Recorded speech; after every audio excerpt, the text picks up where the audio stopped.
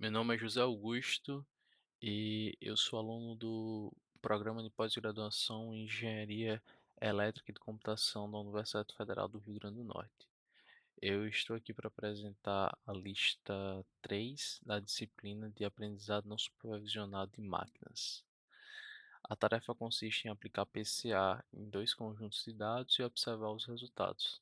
Em seguida, gravar um vídeo de até 5 minutos explicando quais foram esses resultados. Bom, aqui eu começo importando os pacotes necessários.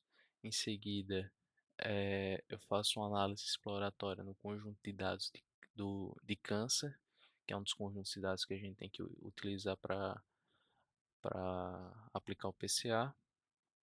E aqui a gente vê que existem várias colunas, mais precisamente 5 colunas.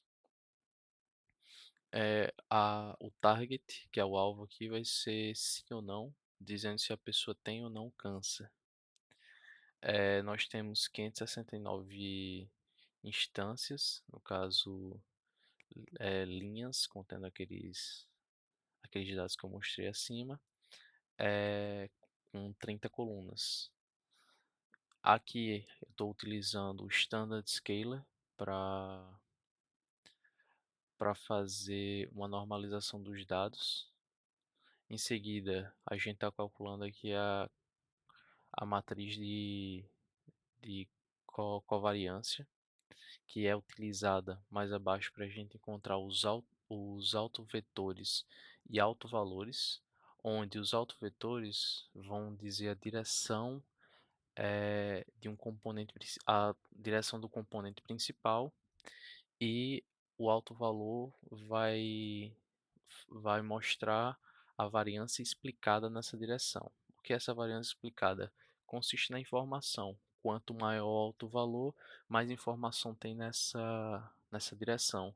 E com isso, é, é, o, é, o, é o componente que a gente vai pegar, justamente porque ele explica melhor os dados.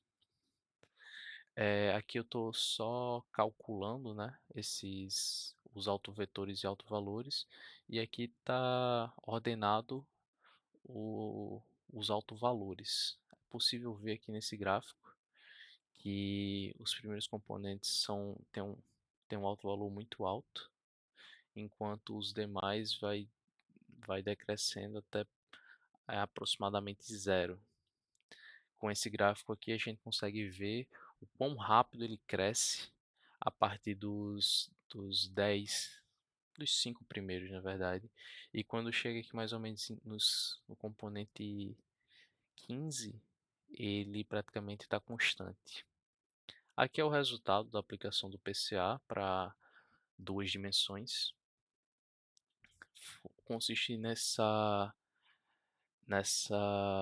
imagem aqui 2D, e os dados ficaram sobrepostos.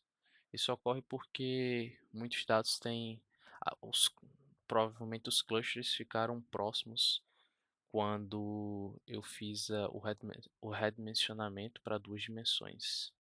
Então eles ficaram sobrepostos nessa região.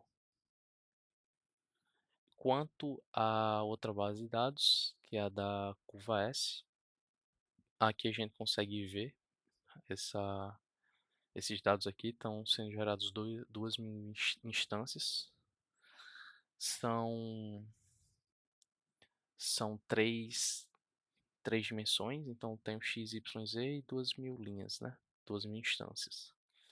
A mesma normalização está sendo usada, que é o Standard Scaler. A matriz de covariância também está sendo calculada. E aqui a gente está calculando os autovalores e autovetores, assim como no primeiro conjunto de dados. Nós podemos ver que fica bem próximo, né, os autovalores, e a gente pega só, como são três, a gente vai pegar apenas os dois primeiros, que ficaram com os valores próximos.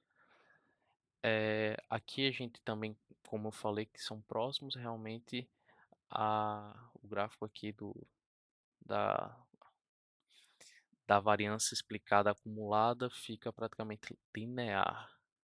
Enquanto o resultado da PCA é isso aqui que dá para ver que realmente os dados ficam sobrepostos, assim como na primeira parte. Ele meio que rotacionou os dados ali do que a gente viu na